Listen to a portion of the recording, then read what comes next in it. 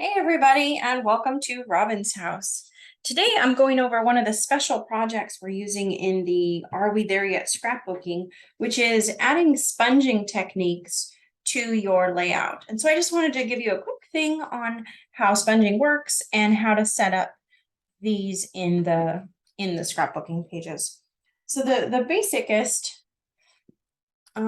so when I'm sponging, I have a ink pad and a sponge, which they come round and I cut them into four sections so I can have one color, one sponge for each color. That way I don't have to wash them and I don't have to worry about what's going on with them. I just throw them in a basket and look for the color that I'm looking for. And then one of the techniques is, like on this one, adding some sponging to the edge of your tag. So I have my tags here and I have my sponge and I've bopped it in my ink. And then I'm just gonna whisk. I hold my paper and I kind of bend it just the tiniest bit. It seems to give it a little bit of strength as I'm going around the edges. And I just whisk, whisk, whisk, whisk, whisk. And it goes so fast and there it's done. And then I'll just do the bluebird one because it's a different style.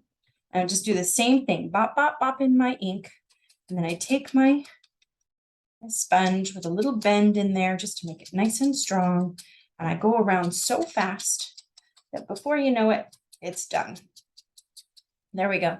So that is how if you're wanting to, if you got a photo mount that's going behind your picture and you want to just add a little brush of color, this is a great way to do it, and especially tone on tone. I mean, obviously I'm not tone on tone, I'm putting a color onto white, but some of these are tone on tone, like this one here. This one is tone on tone, so we've got a bluish, and then we're adding bluish to it, so it's real nice. But then we got to go to the laying out and adding texture of sponging behind your photos. And so again, what I advocated in the class was that you take all your tags and you kind of lay them out how they're going to be in real life. And then we just find the bottomest one. So this one is also near the top and it's on the bottom. So I'm going to take my sponge, bop, bop, bop, and I'm going to lift this up a little bit. And I'm just going to add some papaya above this. And so right now I'm just up and down, and you get kind of this splattered look, which you can't see there at all. Maybe I can bring this down a little bit.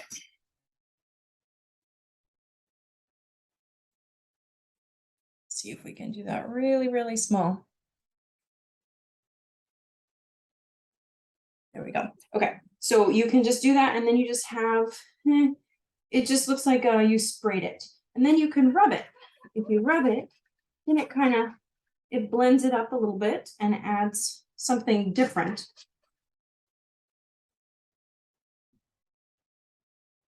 I just want to put that all around it. And now this one is ready to glue down.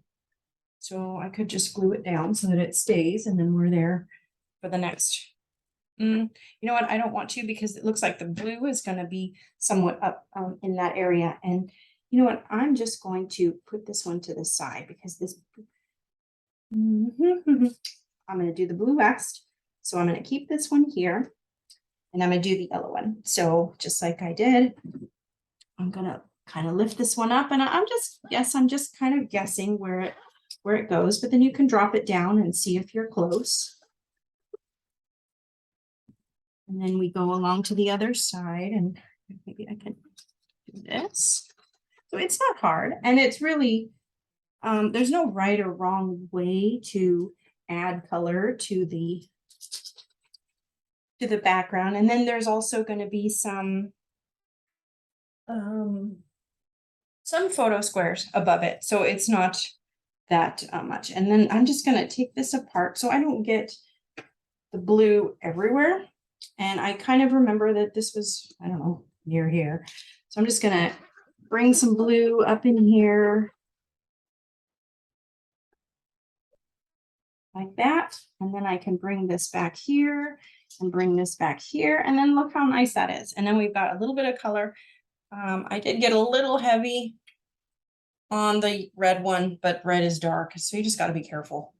But you can see that that's the basic idea. And if you just take a little bit more time, and then this cardstock is going to work a little differently than this, so you could always practice on the back or on another scratch paper.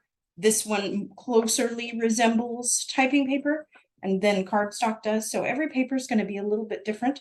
And then every way you rub your sponge or dip your sponge or bop your sponge is also going to have a different look. So there's tons of options for you to do this. But anyway, this is Sponging 101. So thank you so much for watching. Happy crafting.